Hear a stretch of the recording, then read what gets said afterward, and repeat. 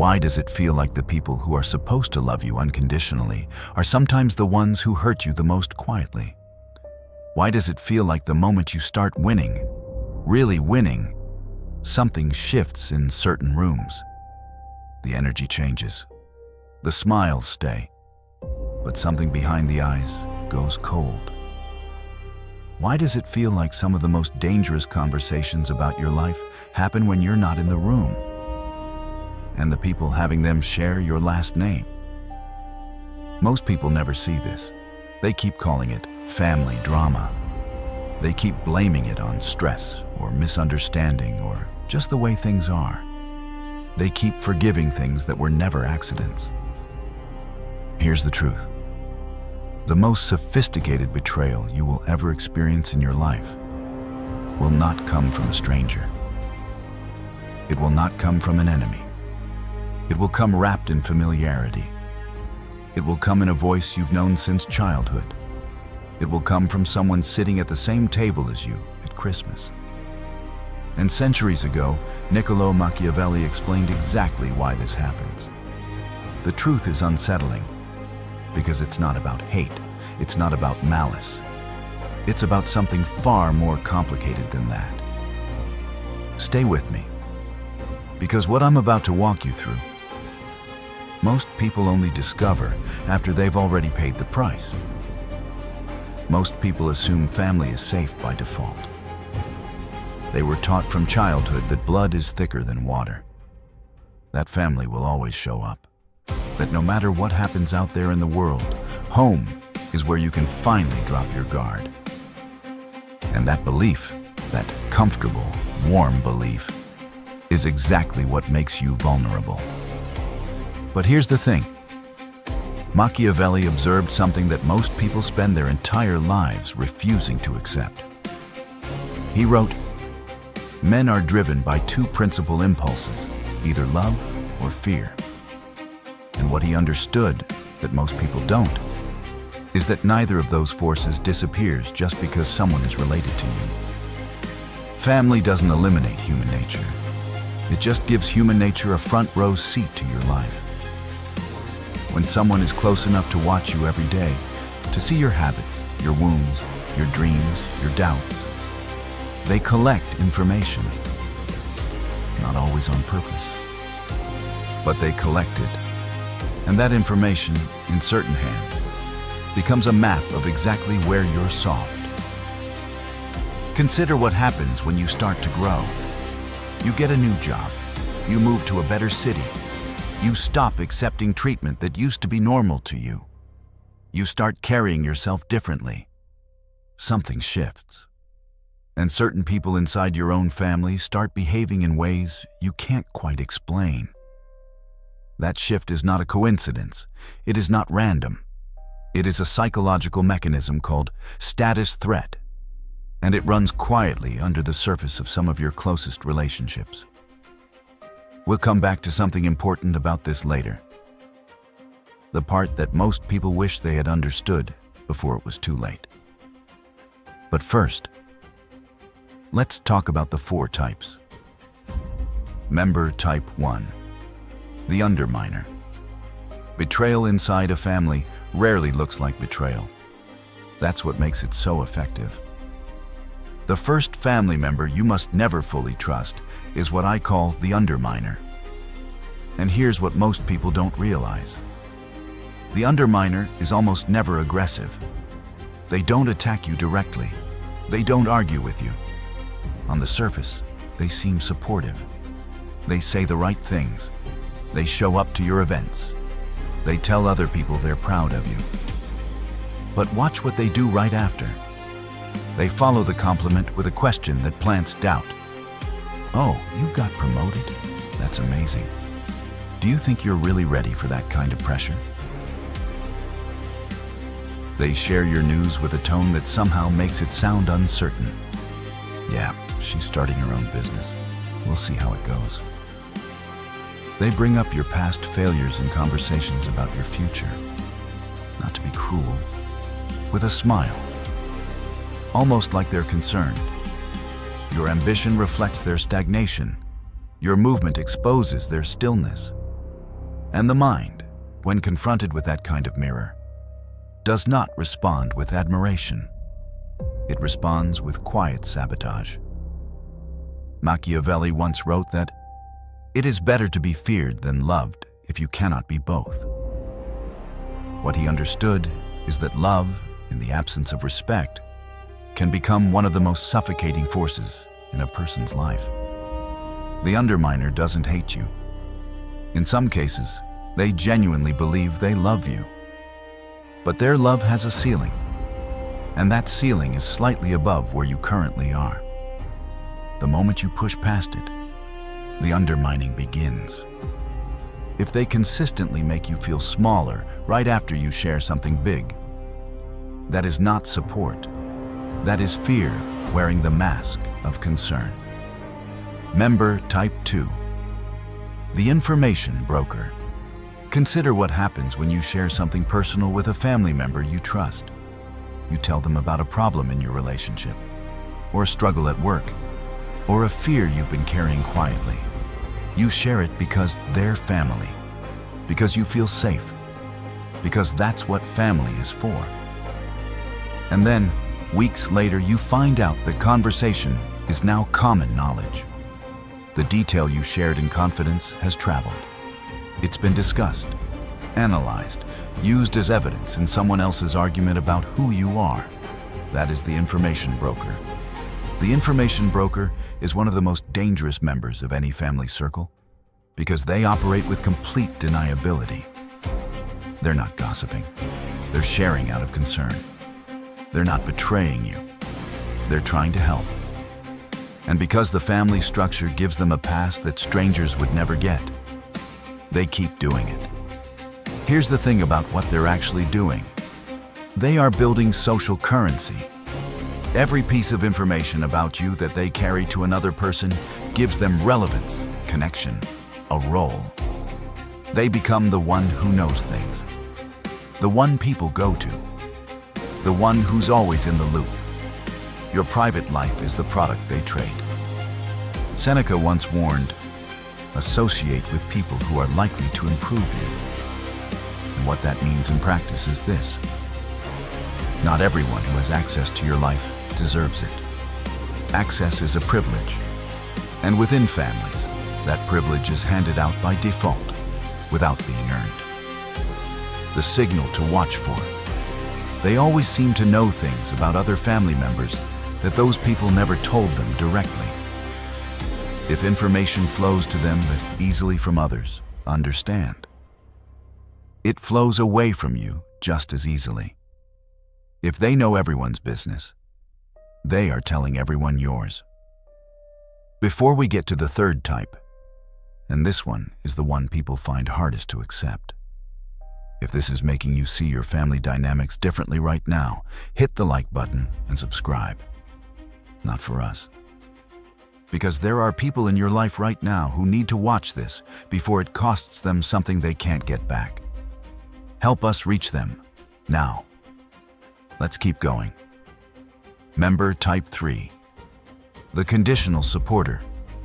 Have you ever noticed that certain family members only show up warm when you're struggling? When you're down, they call more. When you're confused, they're suddenly available. When you're going through something difficult, they're present, attentive, kind. And it feels good. It feels like love. But then you get back on your feet. You find your footing. You start moving again with confidence. And something changes. They become a little harder to reach. A little more critical. A little more distant. Think about that for a second.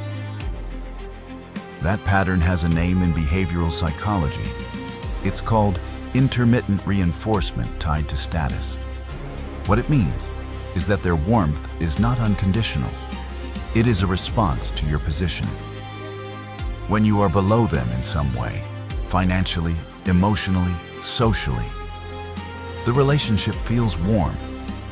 The moment you threaten that gap, the warmth withdraws. If you've been through this, you know the feeling. It's confusing at first, because you don't have language for it. You think maybe you've done something wrong. You think maybe you changed. You apologize for succeeding. You shrink yourself to keep the relationship comfortable. And that, right there, is exactly what the dynamic is designed to produce. They won't admit it, but their support was never really about you. It was about the version of you that needed them. Epictetus taught that no man is free who is not master of himself. And the most subtle trap a conditional supporter sets is this. They make your shrinking feel like loyalty. They make your stillness feel like love. They make you feel like staying small is what keeps the family together. Your growth was never the problem.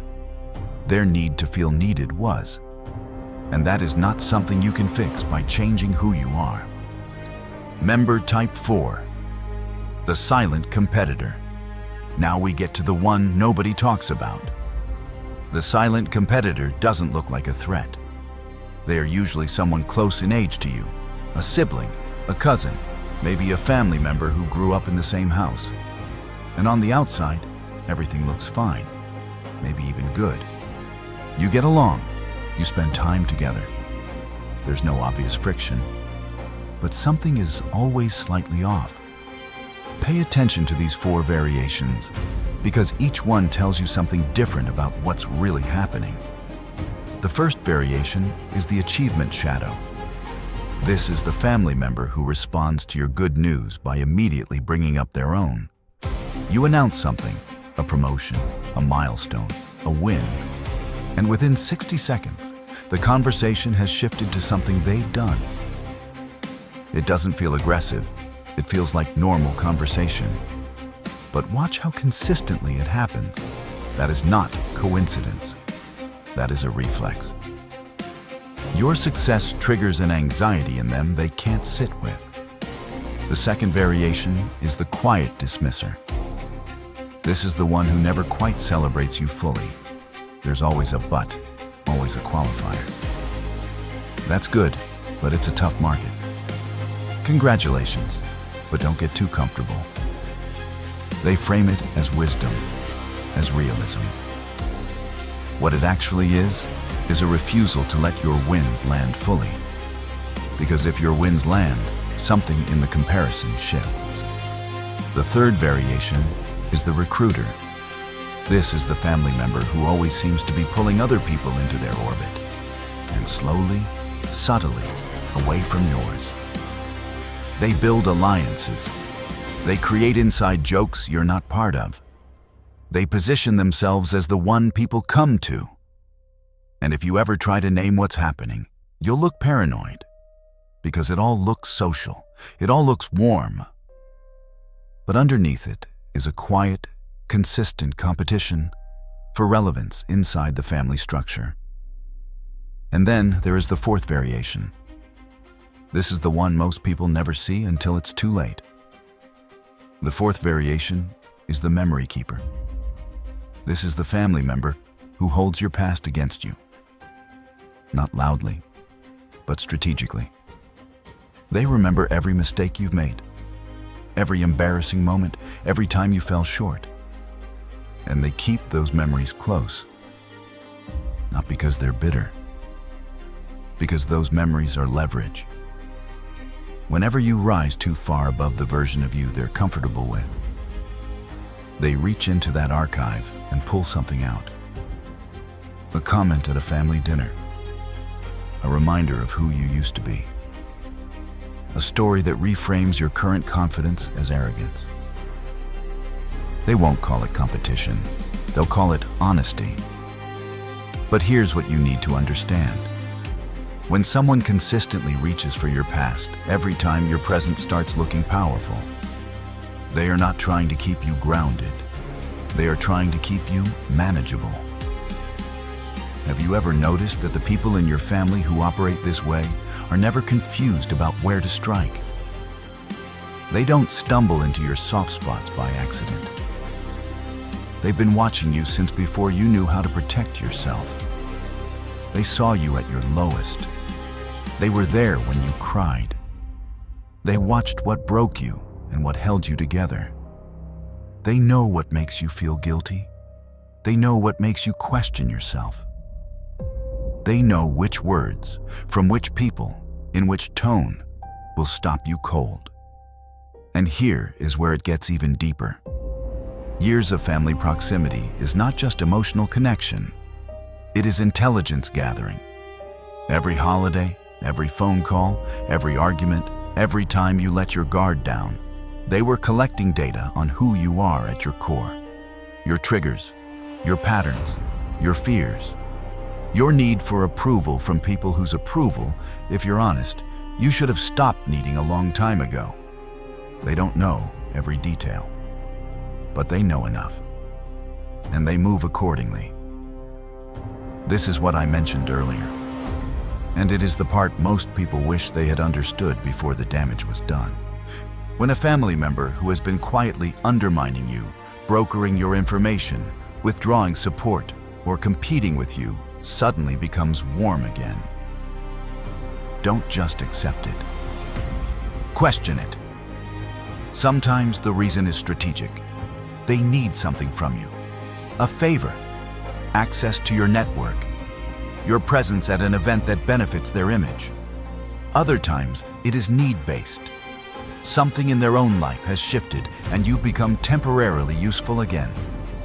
And sometimes, and this is the most important pattern to recognize, the warmth is designed to pull you back into position, back into the version of yourself they can manage, back into the dynamic where you give them what they need, your loyalty, your silence, your stagnation, in exchange for a feeling of belonging that was never fully unconditional to begin with. Marcus Aurelius wrote in his private journals, "The object of life is not to be on the side of the majority, but to escape finding oneself in the ranks of the insane." What that means here, in the context of family, is this. The fact that something is normal inside your family does not make it healthy. The fact that everyone accepts it does not make it right. And the fact that it comes from people who love you does not mean it cannot harm you. Here is the response this situation actually demands. Not anger, not confrontation, not cutting people off at the first sign of complexity. What it demands is strategic clarity. You protect what you share. You watch what you reveal. You stop treating family membership as automatic proof of trustworthiness. You learn to give people access to your life based on how they have actually behaved, not based on who they are to you by blood. You can love someone and still keep your guard up. Those two things are not opposites. These 4 family members, the underminer, the information broker, the conditional supporter, and the silent competitor, were never acting randomly. And once you see the patterns clearly, they should never be invisible to you again. If this opened something in you that you've been sensing but couldn't name, share it with one person who needs to hear it.